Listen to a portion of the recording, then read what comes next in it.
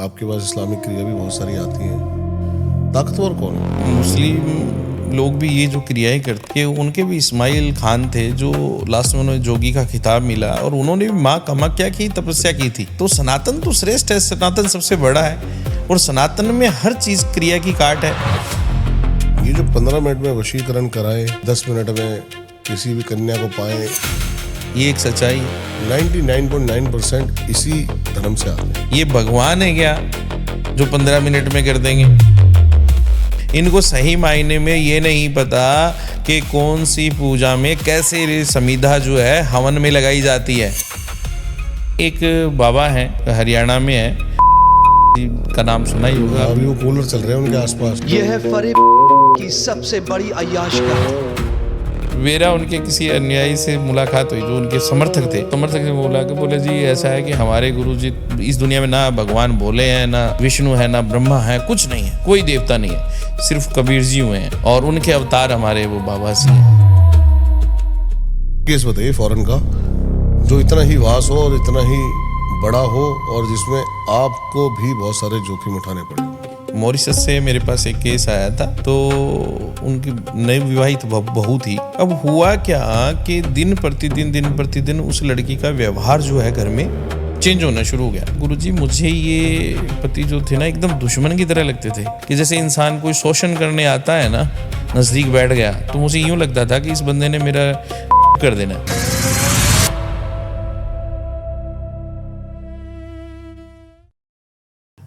आपको क्यों लगता है ये जो जितने भी लोग हैं, ये आप कह रहे हो विद्या दिखा रहे हैं, फेक हैं?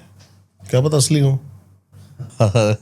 देखिए ऐसा है, मैं ये नहीं कहता कि सब गलत हैं, पर कुछ चीज़ें अब सोशल पे आप देखोगे ना कि आपको मिलेंगे, कोई गुड़िया घुमा रहा है, कोई नींबू से कुछ लाल निकाल रहा है, खून मान लीजिए, या फिर कोई माइक गिरा रहा है, कोई कहता है मैं अभी यहीं पे ही 1.5 फुटिया बुला रहा हूँ। मुझे इन लोगों की एक चीज़ नहीं समझ में आती कि अगर आप तांत्रिक हैं तो फिर आपको परीक्षा देने की स्टूडियो पे जरूरत क्या है? पहले तो ये बताइए। अगर आप में शक्ति है तो फिर आप स्वयं जो आपके पास भगत आएंगे उनको खुद ही वो प्रचार कर देंगे, बता देंगे, और फिर जहाँ आप में शक्ति होती है उसका प्रदर्शन करने की ज़रूरत कहाँ है? ये चीज़ें मुझे नहीं समझ में आती, क्योंकि अगर आपने 1.5 फुटिया बुलाया है तो उसने सिर्फ माइक ही हिलाना है या आपको गुदगुदी करके चला जाएगा? वो कोई बचपन का फ्रेंड है आपका, है? ये जो चीज़ें है ना मुझे बड़ी आउट लगती है, मैं देख के बड़ा हैरान रहता हूँ। फिर लोग मेरे पास बहुत सारे लोग आते हैं, वो कहते हैं जी वो एड्रेस नहीं देते, वो मिलते नहीं हैं। फिर अगर आप में शक्ति है, आप तंत्र क्रियाएं कर सकते हैं या वैदिक कार्य भी करते हैं मान लीजिए, तो आप मिलते क्यों नहीं हैं? अपना एड्रेस दीजिए, बुलाइए। मैंने पिछले पॉडकास्ट में भी दीपक जी आपको कहा था कि मेरे पास, मैं कहता हूँ तंत्र से डरना नहीं है। अगर किसी को तंत्र जो है ठीक करवाना है या तंत्र करवाना है किसी पे, तो आप करवा सकते हैं, उसमें बैठ सकते हैं। मैं 99 श्योरिटी के साथ कहता हूँ कि कुछ नहीं होने दूंगा। -1 पॉइंट रहता है, वो भी किसी दिन जैसे अमावस्या के दिन, पूर्णमासी के दिन जो है विशेष ये चीज़ें जो एक्टिव रहती हैं। कुछ समय होता है इन चीज़ों का, जैसे रात्रि काल में जो समय होता है 12 से 2:30 वाला, वो दोपहर का जो समय होता है, लगभग लोगों को लेकिन मैं बिठाता हूँ। मेरे पास दूर दूर से लोग आते हैं। अभी पिछले हफ्ते ही मेरे पास आए थे सज्जन थे, उनको काफ़ी परेशानी थी, तो वो मेरे पास दुबई से चल के आए थे, तो मैंने उनका भी किया। मेरे पास बेंगलोर से चल के आए थे। अभी नेक्स्ट वीक में फिर मेरी मंगलवार वाले दिन फिर मैंने क्रियाएं करनी है। तो ये चीज़ें क्या है कि मैं ये कहता हूँ कि इनसे घबराने और डरने की ज़रूरत नहीं है। पर देखने को क्या मिलता है कि जो आजकल कोई भी प्लेटफॉर्म पे चले जाइए आप सोशल के, वहाँ ऐसी चीज़ें देखने को मिलती हैं, और कुछ लोगों के साथ गलत भी हो जाता है, धोखा भी हो जाता है, तो उसकी वजह से लोगों का विश्वास टूटते जा रहा है। ये बिल्कुल सही कह रहे हैं। बाकी आपको सच ये कहूँगा कि सनातन में बहुत शक्ति है। तंत्र क्रिया भी सनातन से ही जुड़ी हुई है, क्योंकि भगवान शिव की भक्ति करेंगे, महाकाल की, भैरव साधनाएं करेंगे, काली काली साधना करेंगे, काली माँ की पूजा, तारापीठ कर लो, माँ कामाख्या कर लो, चामुंडा कर लो, तो है तो सब सनातन का ही हिस्सा। तो सनातन में बहुत सारी शक्तियाँ हैं, अगर हम विश्वास के साथ कोई क्रियाएं क्या सिर्फ हमारे तांत्रिक ही लूट मचा रहे हैं, आपको ऐसा लगता है? नहीं, जो मौलवी हैं, हाँ, ये जो तंत्र कर रहे हैं, और जो बाकी चीजें हैं, क्या ये मैं हर बार कहता हूँ, खैर मैं लगेगा किसी को, अगर कोई प्रोग्राम देखेगा तो उनको ये लगेगा कि शायद गुरुजी कट रहे हैं हिंदू, ऐसा नहीं है। तंत्र क्रियाएं जो ये मुस्लिम जो करते हैं ना, मौलवी जो करते हैं, ये कुछ क्या है कि थोड़ा दया भाव नहीं रखते, जहाँ तक मैंने देखा है, क्योंकि मेरे पास कई ऐसे केसेस आए हैं जो मैंने देखे हैं। जैसे मान लीजिए, ये नहीं कि ऐसे बुरा करने वाले लोग इन्हीं के पास आते हैं, हमारे पास भी आते हैं, मैं किसी को बुरा नहीं कहूँगा, मेरे पास भी आते हैं, पर मैं उनको मना कर देता हूँ। जैसे मान लो अभी कुछ दिन पहले की बात, तकरीबन 3 महीने हम पीछे जाएँ, जनवरी की बात थी, तो उस समय मेरे पास एक केस आया। तो एक सगे ही परिवार के सदस्य ने, यानी उनके घर की बुआई जो थी लड़की की, वो उस पर करवाना चाहती थी। लड़की की उम्र सारी कोई 13-14 साल थी। अच्छा। तो 13-14 साल का बच्चा किसी का बुरा नहीं कर सकता है ना, मेरा मानना ये है। तो हुआ क्या कि अब वो करवाने, उनका जो कोई घरेलू डिस्ट्रीब्यूट होगा भाभी के साथ ननद का, तो उसके बच्चे पे कराने आ गए।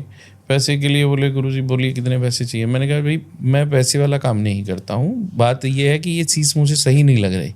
कहीं ना कहीं अगर मैं आपका काम करूँगा तो पाप का भागी मैं भी तो हूँगा, दोष मुझे भी तो लगेगा, तो मैं ये चीज़ें नहीं करता। अब वही चीज़ क्या होती है कि अगर वो किसी मुस्लिम क्रियाएं करने वाले व्यक्ति के पास चले जाते हैं, तो उसने भाई पैसे मांगने और कर देना है काम। बहुत सारे मैंने देखे हैं, एक्सपीरियंस है मेरा काफ़ी पुराना, कि ऐसे ऐसे लोगों के मैंने, क्योंकि मैं क्रियाएं ठीक भी करता हूँ ना, तो वो फिर पिछले पॉडकास्ट में मैंने आपको बताया था कि ये आत्माएं जैसे वश में करके फिर काम करते हैं, तो उनसे क्या होता है, नेगेटिव प्रभाव ज़्यादा आता है, तो वो चीज़ें बहुत ज़्यादा गलत हो जाती हैं। अभी आपने बताया कि आप कुछ धाम की स्थापना करने वाले हैं, क्या है वो धाम की स्थापना और क्या है वो उसके अंदर?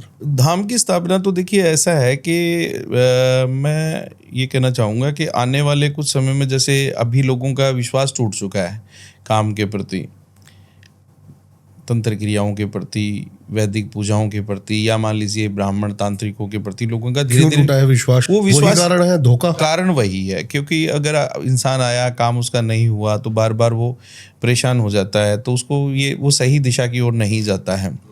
फिर रही बात क्या है कि कुछ लोगों को तो यही नहीं पता होता कि जो हमने काम करवाया है, सामान क्या लेके आए और वर्क कहाँ हुआ है।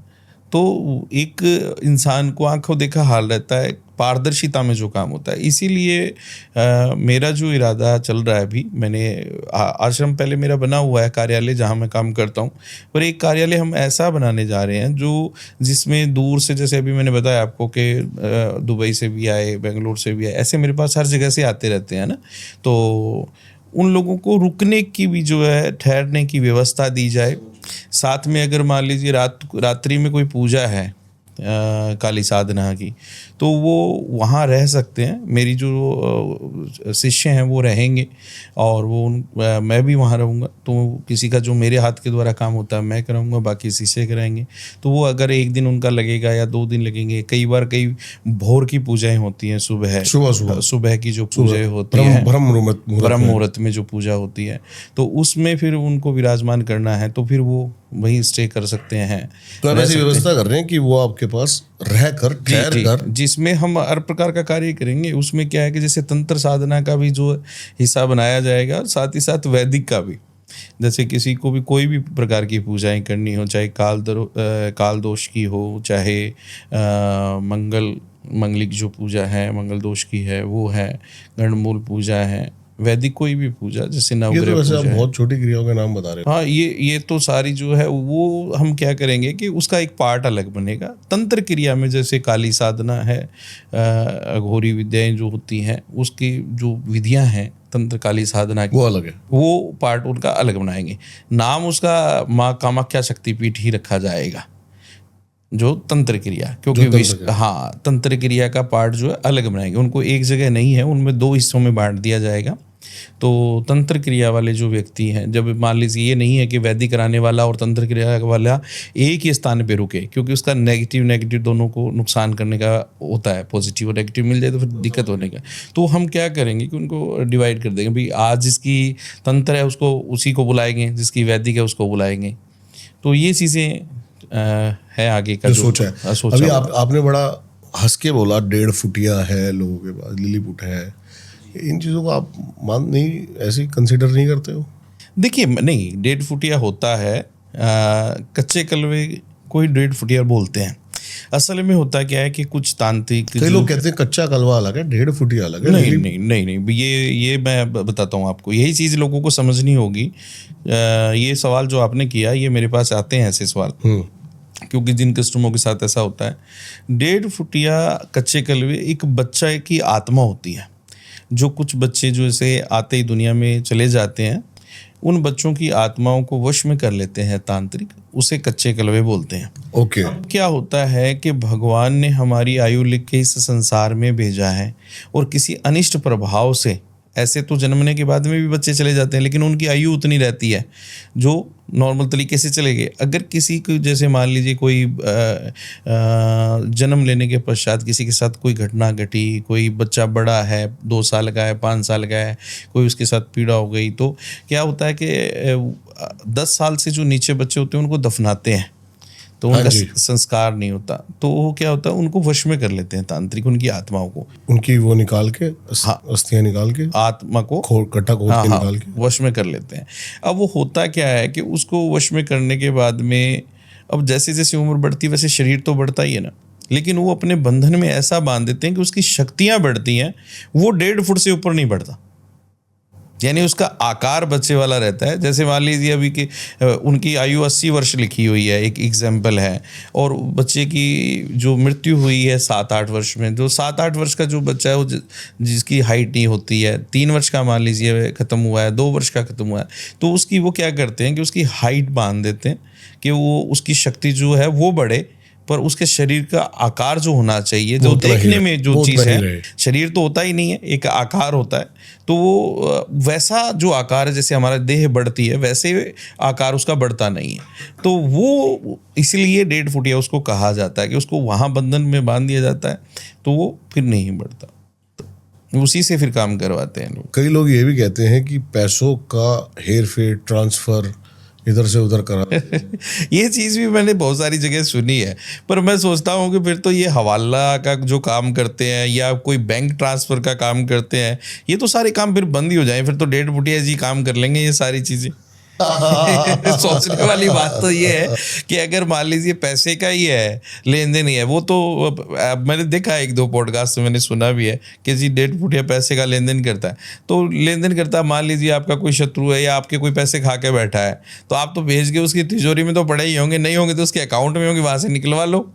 ऐसा नहीं होता है, ये चीज़ें ऐसे नहीं वर्क करती है। ये एक तरीका है, 1.5 फुटिया नुकसान कर सकता है उसको पैसे का। जो जिस व्यक्ति ने मान लीजिए आपके साथ धोखाधड़ी की, रुपए का किया या करोड़ का किया है ना, तो आप उससे उसका नुकसान करवा सकते हो, उसका भी उतना ही नुकसान होगा जितना आपका हुआ है, उस इंसान ने किया है। इस तरह वर्क करते हैं ये काम। और जो ये भी एक आत्मा ही रहती है, इसको सिर्फ वश में करके करते क्या लोग हैं कि उस पर काम करवाते हैं, भाई जैसा ऐसे वो उसके वश में हो जाता है। बस आपने देखा ही होगा बहुत सारी चीज़ों में, पहले वो एक चिराग मिल जाता है, वो घसे तो उसमें से जिन निकल आता है। ये जिन वाली चीज़ें ही होती हैं, ये आत्मा जो होती है एक वश में कर ली जाती है, और वश में करके इनसे काम करवाया जाता है, बस वो कर सकते हैं। बाकी ये पैसे यहाँ से उठा के वहाँ कैसे रख सकता है? अगर कोई ऐसा कोई तांत्रिक कहता है तो मैं कहता हूँ मुझसे मिले और करवा। बहुत काम है, बहुत काम है। फिर जरूरत ही नहीं है, बैंक बंद हो जाएंगे, सारे बैंक ही बंद हो जाएंगे। सही है। फिर तो ये ट्रांसफर वाला सारा काम ही खत्म हो जाएगा। लोग क्यों व्यापार करेंगे, उसी करवा लेंगे सारा कुछ। लोगों के लॉकर भी सेफ नहीं रहेंगे। फिर तो हमारे ये देखिए, हमारा कोई नूर हीरा जो है इंग्लैंड वाले ले गए, वहीं से उठवा देते हैं उसको भेज के। काम तो करता ही है वो वर्क तो करता ही है। अगर वो पैसे ला सकता तो वो तो हीरे भी ले आएगा। बिल्कुल सही कह रहे हैं। नहीं, ऐसा नहीं है, नुकसान करता है, नुकसान करवा सकता है, वो उसका जितना, ये एक दुश्मनी के लिए यूज़ होने वाली चीज़ें होती हैं। मैं आपको असल बात है, जैसे मान लीजिए किसी के साथ कोई गलत हुआ है और इंसान कहता है मैंने भी गलत करना है, या फिर कोई इंसान ऐसे भी होते हैं भाई मेरी इस बंदे से नहीं, ये क्यों आगे बढ़ रहा है, इसको नुकसान हो जाए, तो उसके लिए ये चीज़ें यूज़ होती हैं। नुकसान करवा देते हैं। हाँ, नुकसान 100% होता है, किसी भी प्रकार का नुकसान हो सकता है। ये तो जैसे मान लीजिए कोई हम लोग, आपने देखा ही होगा बहुत सारी जगह ऐसी होती हैं, हर स्टेट में मैंने देखा लगभग, वहाँ एक्सीडेंट जानबूझ के होते हैं, लोग बचते नहीं हैं, तो वो क्या है, वो कुछ जगह होती हैं, वो ये ऐसी चीज़ें, आत्माएं जो होती हैं वहाँ रहती हैं और उनकी वजह से वो नुकसान होते रहते हैं। अभी कैसे कैसे केस आ रहे हैं आपके पास? हाँ, ये बहुत सारे प्रकार के। अभी मेरे पास एक पीछे ही आया है यहाँ पे अपना, इंग्लैंड का था, बाहर से, फॉरेन से? हाँ, लंदन से था, केस आया। तो वो क्या था कि यहाँ अपना लड़का था, वहीं रहते पूरी फैमिली काफ़ी दिनों से, और वो अपना परिवार छोड़ करके और एक लड़की, मुस्लिम लड़की थी, उसके साथ रहने लग गया। तो परिवार जो था वो भगवान को मानने वाला था बहुत ज़्यादा। तो उनके माताजी ने मुझसे बात की थी, बोले गुरुजी एक ही एक बेटा है और बहुत कुछ कमाया, घर छोड़ा, सब कुछ छोड़ दिया, ये सोचा था कि बच्चे का भविष्य बेहतर होगा और बच्चा जो है बुढ़ापे में सहारा बनेगा। अब कंडीशन ये है कि आज 70 वर्ष की आयु है और बेटा जो है घर छोड़ के चला गया है, तो किसको कोसें? घर छोड़ के क्यों चला गया? लेकिन वो ऐसा था कि वो काफ़ी भगवान की कृपा था उन पे बनी, मतलब उनके स्टोर हैं, काम कारोबार है, उनके पंप वगैरह भी है वहाँ पे, तो पैसा खूब था लड़की के पास, और लड़की ने उस पर ना वशीकरण करवाया। किसी लड़की ने? पाकिस्तानी लड़की थी, मुस्लिम है, मुस्लिम लड़की थी, तो वो करवा दिया। अब वही चीज़ बता रहा हूँ, तो वो पैसे के लोभ लालच में कर दिया, या चलो ईश्वर जाने उसकी आत्मा, मैं अब ज़्यादा क्या कहूँ, पर कर दिया, लड़का उनसे दूर हो गया। अब उसकी माताजी से जब मेरी बात हुई तो कहने लगे कि गुरुजी सब कुछ त्यागा, परिवार को भी त्यागा, इतनी दूर बैठे तो अपनों से भी मिलना बड़ा मुश्किलों से हुआ, सब कुछ छोड़ा बच्चों के लिए, सिर्फ बच्चे के लिए, सोचा था कि भविष्य में बुढ़ापे में जाके मेरा सहारा बनेगा, और आज ये घर छोड़ के चला गया। तो आज ये मैं अपने आप को ही कोसती हूँ कि, या भगवान को कोसती हूँ कि आपने कोई गलत किया या क्या नहीं। फिर बोला आपका पता चला, तो मेरे से पहले भी खैर उन्होंने एक दो जगह से पता किया था, और काम करवाया, वर्क नहीं हो पाया, उनका काम पूरा नहीं हुआ। उनको पता चला कि आप उनको किसी ने रेफरेंस दिया होगा या देखा होगा, पता नहीं, मुझे नहीं पता। तो मेरे पास आए थे, तो फिर जब मेरी बात हुई उनसे तो सारी उन्होंने व्यथा बताई। सबसे पीड़ा वाली बात क्या थी, उन्होंने कहा कि गुरुजी हम हिंदू हैं, सनातनी हैं, और हमारे घर में भगवान का नाम जब चलता है तो हम दूसरे धर्म एक्सेप्ट नहीं कर पाएंगे। चलो ठीक है, लड़का लड़की चाहते हैं, मैं इस वे में नहीं जाना चाहती कि भाई क्या किया किसी ने किया, नहीं, चलो लड़की ने किया नहीं किया मुझे नहीं पता, मेरा बेटा चला गया। अब मेरा बेटा अगर मेरे पास आता है तो उसको रखना चाहेगा तो रख सकता है, पर हम किसी और धर्म की लड़की होती तो चलता, हम मुस्लिम को एक्सेप्ट नहीं करेंगे। किसी और जाति की होती तो चलता, धर्म एक्सेप्ट नहीं करेंगे। नहीं, वो उन्होंने खास करके ये कहा कि वो मैं मुस्लिम धर्म से नहीं लड़की लेके आऊंगी, ये उनकी पीड़ा हो सकती है, मुझे नहीं पता भाई, मैं इस धर्म से। मैंने उनको समझाया था कि चलो धर्म तो इंसानों ने बनाए हैं, जाति पाति भी इंसानों ने बनाई, आजकल समय बदल चुका है, समय बदल चुका है, लोग कर रहे हैं, नेता अभिनेता सब करते हैं, सब करते चलता है। पर उसने कहा कि नहीं गुरुजी जो मर्जी हो जाए, हम यहाँ कोऑपरेट नहीं करेंगे।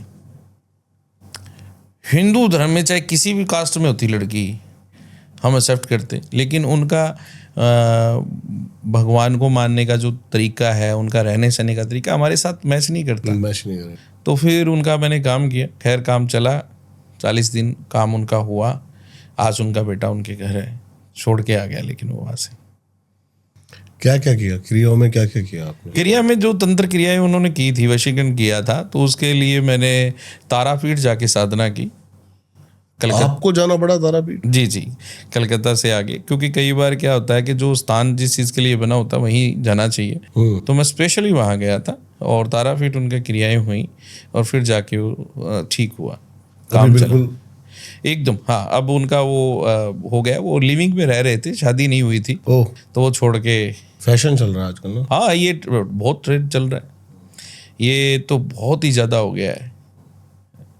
मतलब लड़का लड़के के साथ, लड़की लड़कियों के साथ, ये बहुत ज़्यादा। और इससे लड़का लड़कों के साथ, लड़का लड़के के साथ, लड़की लड़की के साथ, ये बड़ी पीड़ा चल रही है। ये बड़ा ऐसे केसेस भी बहुत आते हैं, बड़ी दुख की बात है। आप तो अलग विजडम के बंदे हो थोड़े, क्योंकि साधारण व्यक्ति एक अलग मानसिकता का होता है, एक स्पिरिचुअल अध्यात्म व्यक्ति एक अलग मानसिकता का होता है। क्या है ये, रोग है, लत है, आदत है, या क्रिया है कोई? नहीं, ये मैं आपको बताऊंगा, ये एक लत है। कई लोगों को ये लत लग जाती है, वो फिर लत आदत बन जाती है। होता क्या है, अगर ये मान लीजिए ऐसे 100 इंसान हैं, तो 20 को तो ये लत और आदत होती है, पर 80% लोगों के साथ नाजायज होते हैं। कैसे? यानी कुछ क्रियाएं करके, कुछ काम करके, ये जो इस चीज में आ गया, उसका वंशज खत्म हो गया, उसका खानदान खत्म हो, उसका वंश तो चलेगा नहीं। भी संतान कहाँ से पैदा करेंगे? अगर लड़की लड़की के साथ है, लड़का लड़के के साथ है, तो वो संतान कहाँ से? वो तो अडॉप्ट कर सकते हैं। बिल्कुल सही। जो जिसने अडॉप्ट किया, तो वो उसका वंश खत्म हो वो गया। वंश खत्म हो गया, उनका वंश तो चला ही नहीं ना।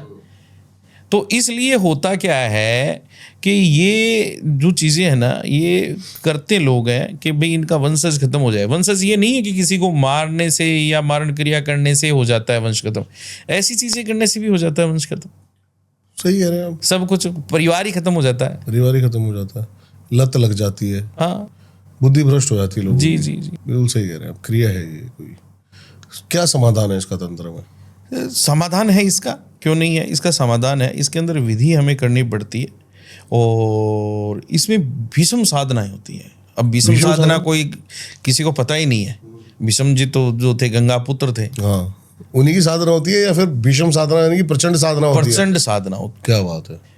तो भीष्म जी के ने भी ऐसा प्रण लिया था, मतलब वर्णन है उनका कि मैं संतान पैदा नहीं करूंगा। अपने पिताजी शांतनु जी को उन्होंने मैं हमेशा सनातन, मैं हमेशा सिर्फ और सिर्फ हस्तिनापुर की गद्दी, हस्तिनापुर की सेवा करूंगा, यानी मैं गद्दी पे विराजमान नहीं हूँगा। उनके माताजी ने हट कर लिया था, इसलिए तो चित्र विचित्र उनके जो भाई थे उनके लिए उनके माताजी ने हट किया था। तो अब उन्होंने, अब कई चीज़ों में वर्णन जो है, कुछ मान लो पुराने जो समय की बातें कहें या गुरुजी वगैरह बताते थे, तो उन्होंने अपनी इंद्री का ही त्याग कर दिया था। जो संतान उत्पन्न कहाँ से होगी, इच्छाएं जागृत नहीं होती थी भीष्म जी ने। हाँ, तो उन्होंने तप किया था। तो ये सारी चीज़ें उनको भी, हम भीष्म जी की जो तप की हुई जो चीज़ें थी, जिन्होंने उन्होंने ज्ञान लिया, परशुराम जी उनके गुरु थे, तो जो विधि थी वो विधियां भी हम इसमें यूज़ करते हैं। इसके साथ साथ ही हम करते क्या है, अर्धनारेश्वर की इसमें सबसे ज़्यादा पूजा करते हैं। अर्धनारेश्वर भगवान शिव, आदिशक्ति, आदिशक्ति, क्योंकि दोनों का जो रूप है ना, आधा आधा, जैसे किन्नर बताया गया है उनको, है ना। तो वो साधना, ये जो चीज़ें हो रही है ना, जो एक दूसरे के साथ है, वो वही चीज़ आ जाती है, उसी से मिलता जुलता ऐसा पार्ट है ये। क्या बात है। तो वो हम क्या करते हैं कि अर्धनारेश्वर की शक्ति के माध्यम से इन चीज़ों को काट करते हैं, वरना ये होती नहीं है। इसका फिर इलाज बड़ा मुश्किल हो जाता है, और जिनके साथ ये बीतता है ना, उन परिवारों पे बहुत गहरा असर जाता है इस चीज़ का, बहुत गहरा असर जाता है। मतलब इंसान अंदर ही अंदर टूट जाता है, ख़त्म हो जाता है। गहरी पीड़ा है, क्योंकि किसी को चोट लग गई तो वो बता सकता है यार मुझे ये बीमारी है या मुझे चोट लग गई है। ऐसी ही बीमारियां बता भी नहीं सकते व्यक्ति। सही कह रहे हैं आप, ये तो बात बिल्कुल। और जिनके ऊपर गुजरती है वही जानते हैं इन बातों को। हाँ, सच्चाई है। आपने पिछली बार भी बताया था कि सनातन और इस्लाम भी, आपके पास इस्लामिक क्रिया भी बहुत सारी आती हैं। ताकतवर कौन है आपकी नज़र में? मेरा सवाल रहता है ये, एक आध्यात्मिक मैं एक बात कहूँगा आपको, ताकतवर सनातन धर्म ही है। और अगर मुस्लिम लोग भी ये जो क्रियाएं करते हैं, मैंने पिछले पॉडकास्ट में भी बताया था कि उनके भी इस्माइल खान थे, जो लास्ट में उन्हें जोगी का खिताब मिला, और उन्होंने भी माँ कामाख्या की तपस्या की थी। वो भी वहीं गए थे। तो सनातन तो श्रेष्ठ है, सनातन सबसे बड़ा है, और सनातन में हर चीज़ क्रिया की काट है। बहुत सारे लोग हैं जो ये जाते हैं, जो मौलवी करते हैं काम ऐसा, जो दुकानें भी कई मैंने देखी, ऑफिस भी करके बैठे हैं, ऑनलाइन भी मिलते हैं, तो वो लोग उनके पास जाते हैं। मैं कहता हूँ जाने की आवश्यकता ही नहीं है। सनातन में इतना कुछ है जिसकी कोई हद नहीं है, और सनातन तो बहुत अपर लेवल की चीज़ है ना। ये जो 15 मिनट में वशीकरण कराए, 10 मिनट में किसी भी कन्या को पाए, आप ये बोर्ड देखते हैं लगे हुए? हाँ, मैं देखता हूँ। ये सारे बाबा हाँ, 99.9% इसी धर्म से आते हैं। बिल्कुल सही बात है, ये एक सच्चाई है। इनमें से कई लोग तो वो हैं कि जो 90 के दशक से पहले जिनका जन्म हुआ है वो गांव में, तो उन्होंने देखा होगा कि गांव में ना बाजीगर आते थे, जो कोई भालू को लेके, कोई बंदर को लेके, और वो एक खेल दिखाते थे वहां पे बैठ कर। सही कह रहे हैं, वो आज के समय नहीं आया, वो बंद हो गए ना। हाँ, वो यही है, वो यही बैठे हैं, यही लोग हैं। वो मतलब 100 आदमियों के बीच में लोहे का गोला खा गए देखा होगा आपने, है ना? हाँ, देखा होगा। वो लगता था, सही कह रहे हो आप, और 5-5, 6-6 दिन का है ना, वो लगता था इनका कहीं किसी भी ग्राउंड में, है ना। मैं छोटा था, मेरे को याद है, ये लोहे के गोले खा गए। हाँ, तो मैं वही बता रहा हूँ कि वो जिन्होंने देखा उनको पता है। तो अब आजकल वो गांव में थोड़ी आते हैं, वो यही लोग हैं। वो वन विभाग वालों ने वैसे भी, मैं सही मायने में आपको बताऊंगा दीपक जी, 15 मिनट में बाजार से सामान नहीं आता। ये भगवान है क्या जो 15 मिनट में कर देंगे? सही मायने में बहुत सारे जो तांत्रिक मैं देख रहा हूँ अभी पॉडकास्टों में, रील्स में, यूट्यूब पर, इंस्टाग्राम पे इतने सारे लोग आ रहे हैं, इनको सही मायने में ये नहीं पता कि कौन सी पूजा में कैसे समिधा जो है हवन में लगाई जाती है। मारण क्रिया की जो समिधा होती है वो और तरीके से लगाई जाती है, जो वैदिक होती है वो और तरीके से लगाई जाती है। वशीकरण में समिधा रखना ही नहीं आएगा, मैं गारंटी देता हूँ। क्या समझा नहीं मैं इस बार। लकड़ी जो कहते हैं हवन समिधा जो है, वो जचाना, लकड़ी, हाँ, जचाना जो है, हवन कुंड जो होता है, उसमें हम लकड़ियां डालते हैं, तो उसमें कैसे वो रखी जाएंगी। वो यार सही बात है, मैंने भी वो उनमें रखने का ही जो है तरीका है इन चीजों में, वो पता ही नहीं है लोगों को। सही कह रहे हैं आप। अब मैंने एक पॉडकास्ट देखा, मैं बड़ा हंसा। उन्होंने बुलाया तो 1.5 फुटिया और उच्चारण कर रहे हैं भगवान विष्णु के मंत्र, भगवान विष्णु ये बड़ी अद्भुत चीज है। मैं बड़ा हैरान रहा। अरे आप बुला रहे हो प्रेत को। आपकी राय क्या है इस चीज के बारे में कि भगवान विष्णु के मंत्र जाप और प्रेत, चप्पल कितनी लगेगी इनके? ये सोचने वाली बात है। लगता है आपको? मुझे, मैं हैरान हूं खुद। अरे यार, आप ठीक है, आपने सीखा नहीं सीखा, मुझे उससे, मैं उस वे में नहीं जाना चाहता, पर आप कर क्या रहे हो? आप बदनाम कर रहे हो, सनातन को बदनाम कर रहे हो। भगवान विष्णु, भगवान जो हरि विष्णु हैं, जो श्रेष्ठ बताए गए हैं देवताओं में, सर्वे शास्त्र भई गीता, सर्वे देव भयो हरि, सर्वे तीर्थो भई गंगा, आप जाने सो सुख संप्रदार, माता जाने सो पिता। मतलब सब शास्त्रों में सबसे बड़ी गीता बताई गई है, सब देवों में सबसे बड़े देव हरि विष्णु भगवान बताए गए हैं, सब तीर्थों में सबसे बड़ी गंगा है, माता जाने सो पिता, आप जाने सो सुख संप्रदा। यानी पिता स्वयं नहीं बता सकता कि इस बेटे का बाप मैं हूँ क्या, वो तो माता बताती है। और जिसको चोट लग जाती है तो भाई भी कहता है अरे भाई इंजेक्शन लगवा ले, पट्टी करा ले, दवाई ले ले, लेकिन उसकी पीड़ा तो जिसको लगी है उसको महसूस है। तो बात कहने का मतलब ये है, जो हरि विष्णु आप उनका नाम लेके प्रेत को बुला रहे हो, आपको यही नहीं पता है कि आप क्या उच्चारण करोगे। आप काली का उच्चारण करते तो शायद मुझे समझ में आ जाती, मुझे भैरव का आप मंत्र उच्चारण करते तो मुझे समझ में आ जाती। और फिर आ रहा है तो गेट खुल रहा है, अरे वो गेट खोलने और बंद करने के लिए क्या डोर कीपर लगा हुआ है आपका? क्या है ये? कुछ नहीं। मैं इन चीज़ों को नहीं मानता, ये चीज़ें गलत हैं। विधियां होती हैं, लोग डराते हैं तंत्र में ये हो जाएगा वो जाएगा, कुछ नहीं होता। बैठ सकते हो, करवाओ, अपने आंखों के सामने कराओ। एक चीज़ मुझे आजकल और देखने को मिली है, मेरी भी कुछ रील्स जो हैं लोग ना आगे वो बूस्ट कर देते हैं, कुछ लगा देते हैं, तो मैं ये कहूँगा जो क्या बूस्ट समझा नहीं आप, इसको खुल के मैं ये बताऊंगा आपको कि जैसे इंस्टाग्राम वगैरह पे, सोशल मीडिया पे, अब मेरा भी जैसे ये आपके चैनल के माध्यम से मान लो और भी मैंने किए हैं काफ़ी शो, तो वहाँ से वीडियो उठा लेते हैं। फेक जो लोग बैठे हैं वो क्या करेंगे कि मेरी वीडियो पे अपना नंबर लगा देंगे, गुरुजी से काम कराएंगे या हम ही गुरुजी बोल रहे हैं। तो मैं कहूँगा कि ऐसे लोगों से सावधान रहें। अगर आपको कोई पीड़ा परेशानी है तो पहले वीडियो कॉल करें, देखें कि मैं ही हूँ क्या। तो मैं तो अपील करूंगा जो भी भक्तजन है जिनकी कोई समस्या संकट परेशानी है, वो एक बार वीडियो कॉल करके ज़रूर देखें कि भाई सेम यही इंसान को हमने कोई पैसा दिया है या काम दिया है। क्योंकि ऐसे बहुत सारे लोग फ्रॉड कर रहे हैं, गलत कर रहे हैं, ऐसा नहीं होना चाहिए। बिल्कुल सही अपना सही नाम नहीं बताते, अपनी सही शक्ल नहीं दिखाते, अपना एड्रेस नहीं देते, ऊपर से ऐसी जो चीज़ें मैंने अभी आपको बताई हैं, क्या क्या कर रहे हैं, भटकाओ। हाँ, इसी असल में सही मायने में इंसान को समझ नहीं आती कि मैं कहाँ जाऊँ। मेरे पास बहुत सारे ऐसे लोग आते हैं तो वो कहते हैं कि गुरुजी जाए कहाँ पता नहीं। अभी कुछ दिन पहले ही मेरी मुलाकात चंडीगढ़ में हुई, बहुत अच्छे वहाँ के राजनेता हैं। बताइए। तो मेरी उनसे बातचीत हुई, तो बैठे रहे हम लोग, कोई किसी काम के विषय में मिले तो बात करने लगे।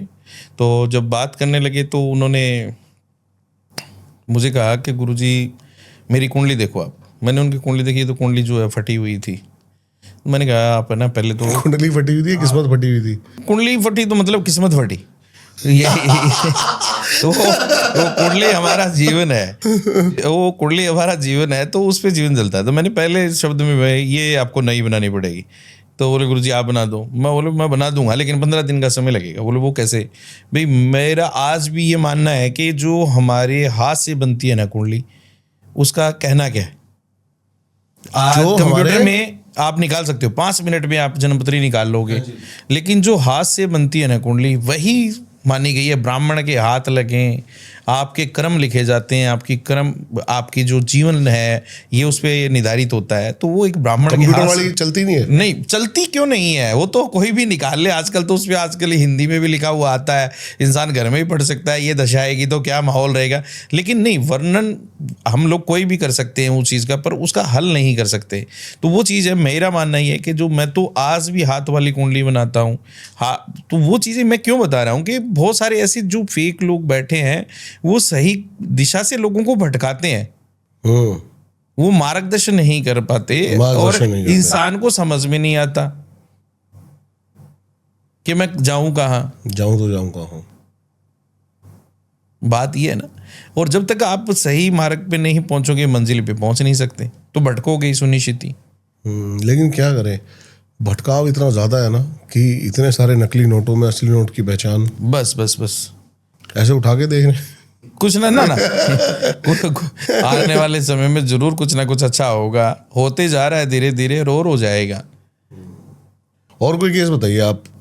हाँ, केस तो बहुत सारे आते रहते हैं, क्या बताऊँ आपको, बहुत सारी। मजा आता है आपके मुंह से सुनने में ना मेरे को। धन्यवाद। बहुत सारी समस्याएं, संकट जीवन है, ये चलता ही रहता है, बहुत सारा आता रहता है। ये अभी भी कुछ ही क्षण पहले एक परेशानी और आई थी मेरे पास में। वो थे भाई साहब, महाराष्ट्र से थे, तो मुंबई में उनका कारोबार था, बहुत अच्छा कारोबार था, पर एक घरेलू हिंसा जो थी ना, उनको इतना नुकसान कर गई कि जैसे विवरण ये था उसका कि उनकी धर्मपत्नी, उनके बीच में कुछ झगड़ा हुआ, तो दोनों अलग अलग हो गए। अब धर्मपत्नी जी जो थी, उन्होंने अपनी माताजी को ये बात तो कहनी थी। माताजी ने ऐसा सहयोग किया कि उन्होंने ये नहीं देखा कि मेरी बेटी का घर है या मेरे नाती नातन है, जो बच्चे हैं, दोहिता दोहिती भी कहते हैं, वो हैं, तो उनको कष्ट होगा। उन्होंने उनके ऊपर, मतलब बेटी तो आ गई घर, बच्चों को वहाँ छोड़ा। ऐसा कार्य वशीकरण वाला किया भाई, किया तो उन्होंने था अच्छे के लिए कि भाई तो ये मेरी बेटी के वश में हो जाए, तो जो मर्जी है। अब हुआ क्या, ये चीज़ें मैं इसलिए बता रहा हूँ कि उल्टा भी बढ़ जाता है। तो वो उल्टा इफेक्ट ये हुआ कि वो बंदे का बेचारे का काम कारोबार सब अस्त व्यस्त हो गया, परेशान हो गया, दुखी हो गया। फिर वो मेरे पास आए, मैंने उनको जब ये सारी बात बताई ना कि आपके निजी, आपकी तो धर्मपत्नी ने करवा रखा है, वो कहते गुरुजी ऐसा हो सकता है? मैंने कहा सच ऐसा हो सकता है, ऐसा ही हुआ है, हो सकता नहीं ऐसा हुआ है, ऐसा हुआ है। तो फिर उन्होंने जब इलाज उलूज किया तो सासू माँ का भी पता चला।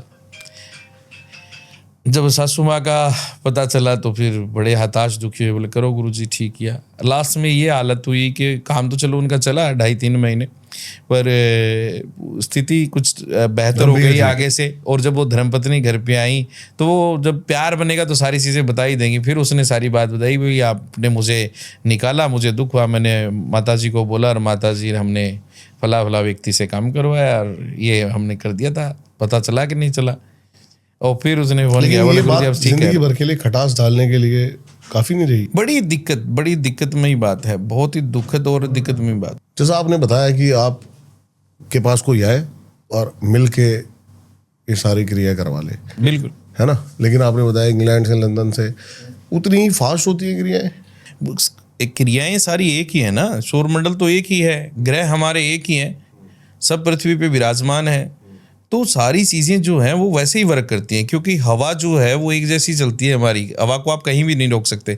शीशे के महल में भी बैठे हों तो हवा वहाँ भी पहुँचेगी। तो ये क्रियाएं तो सब हवा में ही चलती हैं, तो वो असर करती हैं। साथ ही साथ मैं तो उन लोगों को भी विराजमान करता हूँ पूजा में, जो मतलब ये नहीं है कि इंग्लैंड से है, अमेरिका से भी है, यूरोपियन देश से भी है, अरब कंट्रियों से भी है, मतलब हर जगह से मेरे पास फ़ोन कॉल्स आते हैं। तो मैं उनको ये कहता हूँ, ये नहीं है कि आपने वर्क मुझसे शुरू कराया और मैंने ये कह दिया कि जी ठीक है मैं कर दूंगा, वर्क हो गया है, बस ठीक है, आपने पैसे भेजे काम हो गया, या मान लीजिए आपने मुझे कहा और काम हो गया है ना।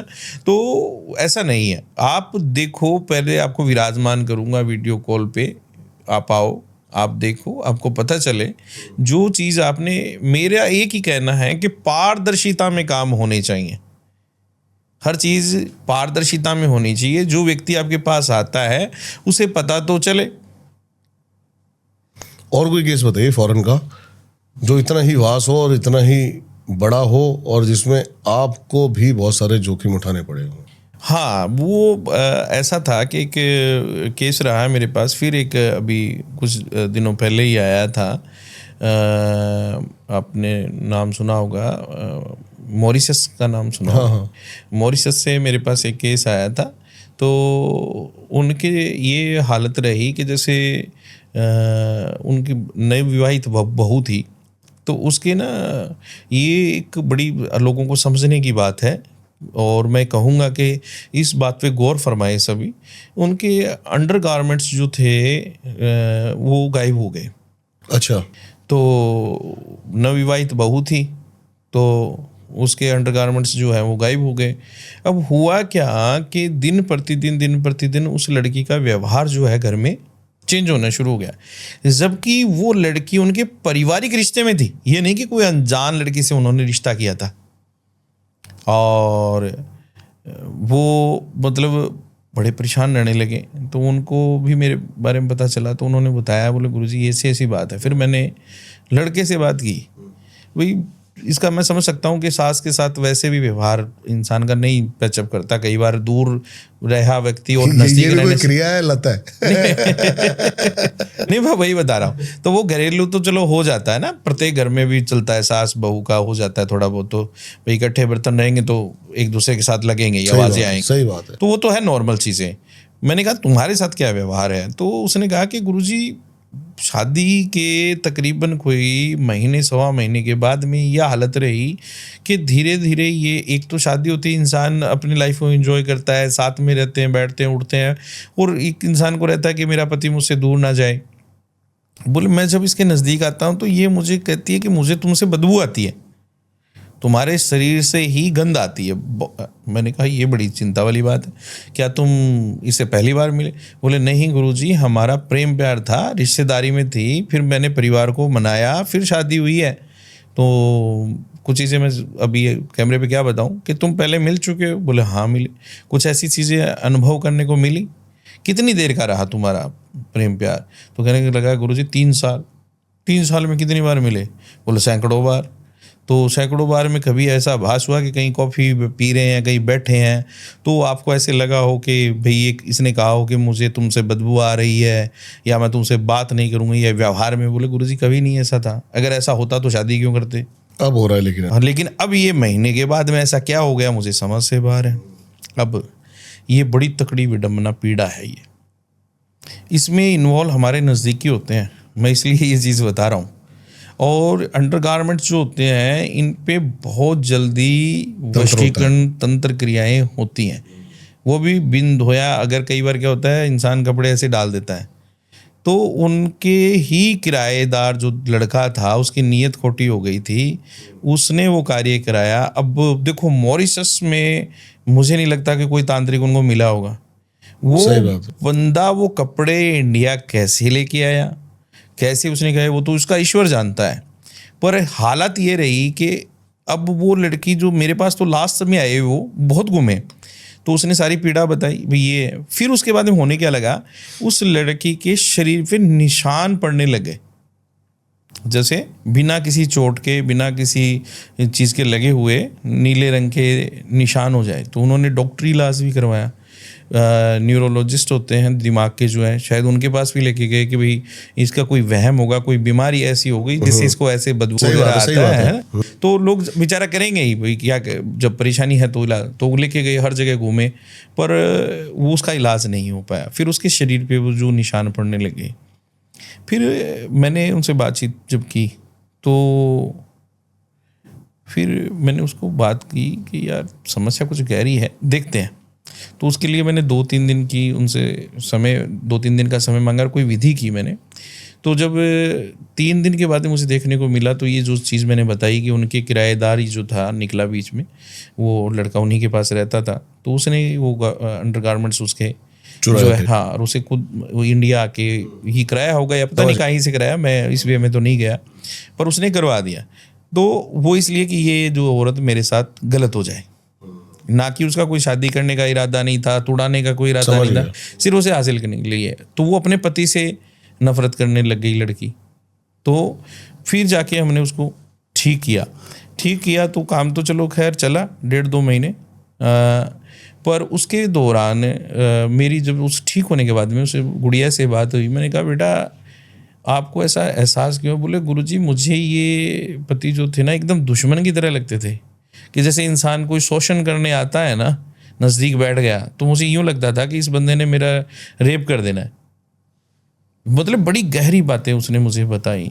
फिर बोले साथ में गुरुजी मेरे साथ कुछ चीज़ें ऐसी होती थी नाइट दिमाग में, की परिस्थितियां ऐसी बनती चली गई। हाँ, मतलब उसको वो एकदम दुश्मन की तरह उसको ट्रीट करने लगे। फिर करने के बाद में उसका इलाज हुआ, ठीक हुई। वो करने वाला सब दीपक जी ईश्वर है, मनुष्य कुछ नहीं है। जो भोजन ग्रहण करता है, मल का त्याग करता है, वो व्यक्ति भगवान नहीं बन सकता। मैं देखता हूँ बहुत सारे लोग कहते हैं हम ही ईश्वर हैं, फला है, ढिकड़ा है। एक बाबा जी तो ऐसे भी हैं जो कहते हैं कि मैं ही वो अवतार हूँ। आपने भी सुना देखा होगा, कबीर जी का अवतार हूँ, अभी जेल यात्रा पूरी करके आए हैं। तो प्रेमानंद जी भी कहते हैं। नहीं, प्रेमानंद जी का व्यवहार और काम करने का जो तरीका है वो अलग है। प्रेमानंद जी किसी का उद्धार नहीं करते, वो तो ज्ञान देते हैं कि भाई आप इस पथ पे चलिए। प्रेमानंद जी जो हैं वो किसी को ये नहीं कहते कि आप तंत्र मंत्र कराएं या कोई पूजा पाठ कराएं, वो सनातनी है।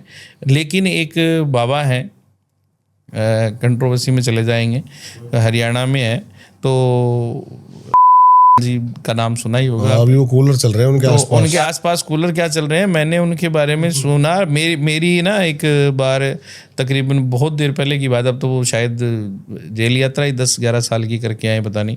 उससे पहले मेरी एक बार जेल यात्रा यात्रा होती है तो कठिन यात्रा कहते हैं इसको, बड़ी कठिन यात्रा है ये, कटनी मुश्किल हो जाती है। तो वो मेरा उनके किसी अनुयायी से मुलाकात हुई जो उनके समर्थक थे। तो समर्थक से बोला कि बोले जी ऐसा है कि हमारे गुरु जी इस दुनिया में ना भगवान भोले हैं, ना विष्णु है, ना ब्रह्मा है, कुछ नहीं है, कोई देवता नहीं है, सिर्फ कबीर जी हुए हैं और उनके अवतार हमारे वो बाबा जी हैं। मैं बड़ा हैरान, मैंने कहा कभी सुना आपने जी को, क्योंकि मैंने सुना नहीं। नहीं, मैंने सुना नहीं, मैं बता तो रहा हूँ। आज से 15-16 साल पहले की एक्सपीरियंस है मेरा ये। ट्रेन में, वो भी ट्रेन में था मैं, कोई सालासर हनुमान जी राजस्थान में जो है वहाँ पे कोई कर्म करके आ रहा था। तो सालासर के बाद में चूरू स्टेशन है, वहाँ से मैंने वो ट्रेन ली थी। तो उसमें वो लोग मुझे मिले थे, वो मारवाड़ी राजस्थानी थे। तो मेरी उनसे वो चर्चा हुई, उन्होंने मेरे साथ ऐसा डिबेट की 1 घंटे तक, मैं हैरान रह गया।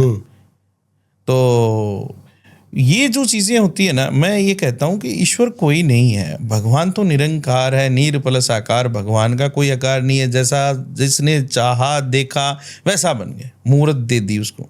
अब किसी ने देखा थोड़ी शिव जी ऐसे थे या रामचंद्र जी ऐसे थे, उन्होंने अपने भाव हैं, मूर्तिकार ने अपने भाव प्रकट किए, बनाए, प्राण प्रतिष्ठा दी, वो है, वो साक्षात ईश्वर हैं। लेकिन एक मनुष्य की ये कहे कि मैं ईश्वर हूँ, या मैं दूध से नहाऊंगा और दूध से नहाऊंगा और उसकी आप खीर खाइए, अरे क्या है ये जी कहते हैं। हाँ, मैंने सुना है इनके बारे में, खैर मैंने देखा नहीं पर मैंने सुना है ये चीज़ें। तो ये हैरान करने वाली बातें। अरे आप मनुष्य हैं, जो इस पृथ्वी पे माँ के गर्भ से जन्म लेता है उसे मरना एक दिन सुनिश्चित है।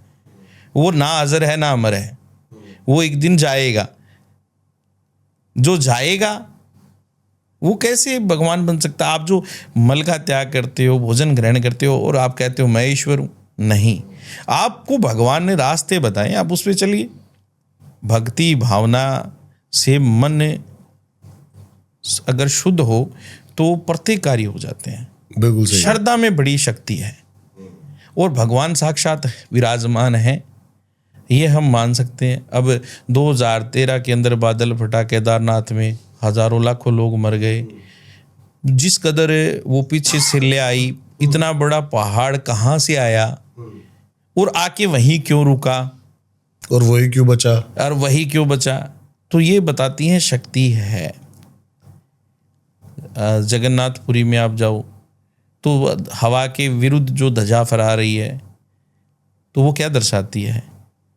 अगर मंदिर की गुंबज के ऊपर कोई भी एक पंछी नहीं बैठता है, प्लेन नहीं निकलता है, अगर मंदिर की दहलीज से आप बाहर रहते हो, समुद्र की आवाज़ें आती हैं, एक कदम अंदर रखते ही नहीं आती हैं, 12 साल बाद में ब्लैकआउट होता है, सारे शहर की बत्तियां बंद कर दी जाती है, बहुत कुछ विवरण है उनका प्रसाद जब बनता है तो सबसे ऊपर वाली जो हंडी होती है उसमें पहले पकता है, नीचे वाली में बाद में।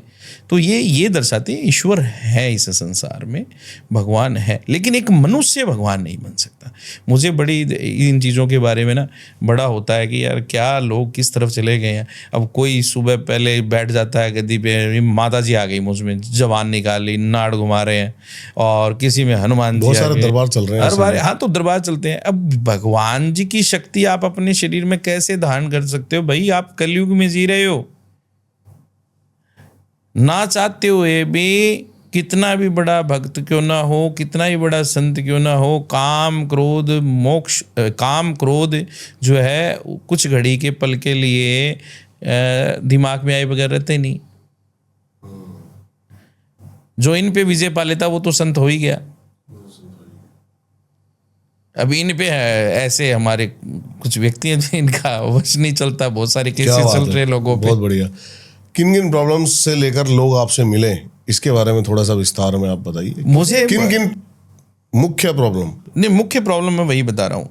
देखिए, मेरे पास बहुत सारे लोग आते हैं। असल में एक तो जो फॉरेंस के केस आते हैं वो बच्चों को लेकर ज़्यादा आ रहे हैं आजकल, कि बच्चे जो हैं माता पिता के कहना मानते नहीं, फ्रीडम ज़्यादा है तो छोड़ जाते हैं। यहाँ जो लोग 20-20, 30-30 साल से अपना परिवार छोड़ के बैठे हैं, उनके साथ बच्चे, जैसे मैंने पहले भी बताया, बच्चे छोड़ के चले गए, फिर वो लोग जो है बहुत ज़्यादा दुखी हैं वहाँ पे।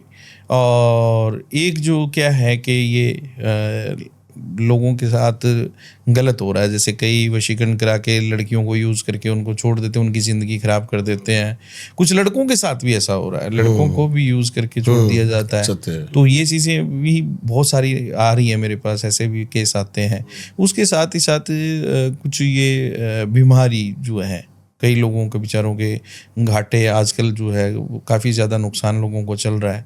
तो ज़्यादातर जो मैं बड़ी लेवल पे अगर कोई बात कहूँ ना, कि फिलहाल जैसे जैसे कलयुग बढ़ रहा है, यहाँ काली शक्तियों की जो है ना चीज़ें ज़्यादा बढ़ रही हैं, यानी ब्लैक मैजिक किसी पे हो गया, मुठ करनी हो गई, उचाटन हो गई, मारन क्रियाएं हो गई, मतलब तंत्र की सभी समस्या हो गई। तंत्र जो है ये काफ़ी शुमार पे चल रहा है। तो इससे लोगों को बहुत सारे नुकसान झेलने पड़ रहे हैं और बहुत सारे लोगों को ये पीड़ा परेशानी हो रही है। ऐसी समस्याओं से आप निजात दिला सकते हैं लोगों को? हाँ, मैं तो ये कहता हूँ आप भगवान पे विश्वास रखिए, और अगर आप मेरे तक आते हैं तो मैं हर हालत में ये कोशिश करता हूँ कि मैं 99 पॉइंट उसका हल करता हूँ, क्योंकि मैं 100 किसी को भी नहीं कहता। कारण क्या है कि 100 कह दिया तो फिर तो ईश्वर बन गए, हम ईश्वर नहीं हैं। बहुत ही धन्यवाद आपका आने के लिए, बहुत ही मज़ा आया आपसे बात करके। आई होप ये पॉडकास्ट उतना ही प्यारा आपको भी लगा हो। इनकी सारी डिटेल्स आपको मिल जाएंगी डिस्क्रिप्शन में, ज़रूर जाके इनसे कनेक्ट करें। मिलता हूँ किसी और पॉडकास्ट में। इस पॉडकास्ट का सबसे बेस्ट पार्ट क्या था हमें ज़रूर कमेंट करके बताएं। लाइक, शेयर एंड सब्सक्राइब, जिसने अब तक सब्सक्राइब नहीं किया ज़रूर करें ऐसे आने वाले कंटेंट के लिए। मिलता हूँ किसी और पॉडकास्ट में। नमस्कार।